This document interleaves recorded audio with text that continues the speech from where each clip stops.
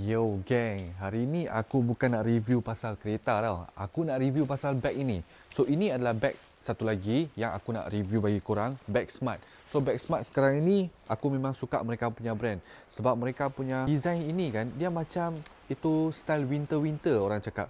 Dia macam ada sponge tau. Walaupun dia punya backpack, dia punya sling bag, dia punya kain inilah sangat syok. Dia bukan bag biasa-biasa yang macam korang ingat macam pasar malam, bukan. Ini dia sangat quality tau. Dia punya buckle ini pun besar. Dia buckle dekat tepi terus macam ni.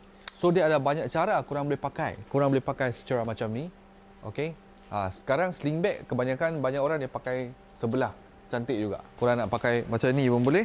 Kalau tak nak, korang nak pakai macam ni, jual ikan pun boleh. Korang ingat dia punya depan ni kecil, tak boleh letak duit. Ini sebenarnya dia bukan letak duit dekat sini tau. Dia letak duit dekat belakang sini. Duit korang letak dekat belakang sini. Kompartmennya sangat besar. Nak hang macam ni pun boleh juga. So depan sini dia memang sangat banyak barang lah korang boleh letak. Sebab dia bukan jenis yang keras-keras beg ni. Dia lembut. Itu pasal korang boleh selit. Kalau korang tak selit, sikit barang pun dia nampak tebal. Banyak barang pun dia nampak tebal. Sama juga. So geng, aku letakkan beg kuning bagi korang tentang beg Smart ini. Dia ada beberapa jenis color, korang boleh pilih. Okay.